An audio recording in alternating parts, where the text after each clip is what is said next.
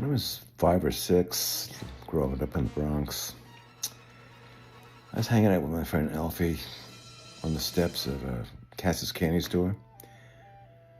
And they had the coolest stoop in front of the store. It had this like marble in the cement, and it kind of looked like the front of a ship in a way.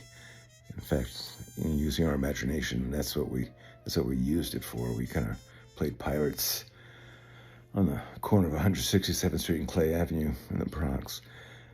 Imagination, imagine that. But this one day, Alfie and we wandered in the store, and Alfie took a pack of gum and put it in his pocket. That was like a new world opening to me. I was like, what? And I liked Mr. Katz, who owned the store. And,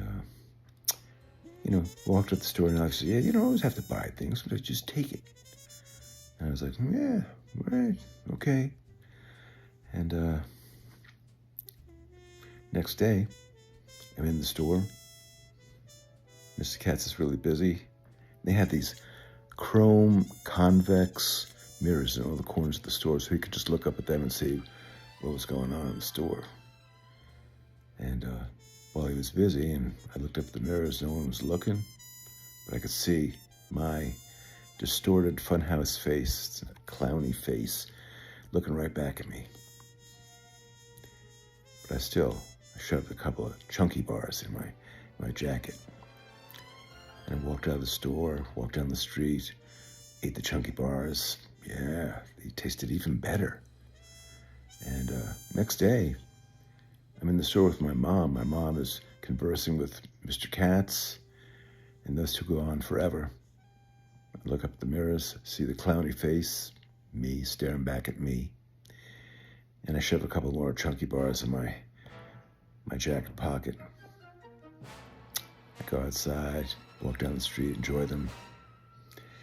Being the bad criminal that I was, about a couple days later, my mom was washing my jacket and found 5 wrappers of chunkies in my pocket.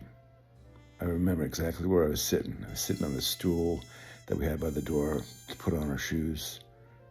And she walks over, and she puts her hand in front of me. And I see the 5 wrappers. And I looked up at my mom. And in that moment, she looked like Isis unveiled. I mean, it was just, oh my God. Where did you get the money to buy these chunky bars? I couldn't even think of an excuse. I felt my face like crushing like a soda can.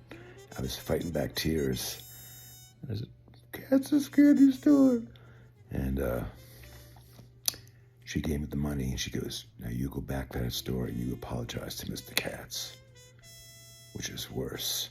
I wanted just like in a cowboy movie, put a rope over a branch, put me on a horse, put that thing around my neck, slap the horse, and it's over.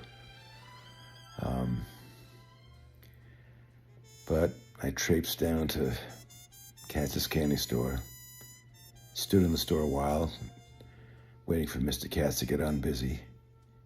And he sees me standing there, and he comes over and goes, hey, Mikey, how you doing? And I said, I need to apologize that I took some chunky bars and I didn't pay. And I handed him the money. And he looked at me. He took his glasses off, and he smiled. He said, you're still a good boy, Mikey. And I walked out of there, fighting back tears. And to this day, whenever I think I can get away with something, I just close my eyes and I see that clowny face in those convex mirrors and realize you never get away with anything.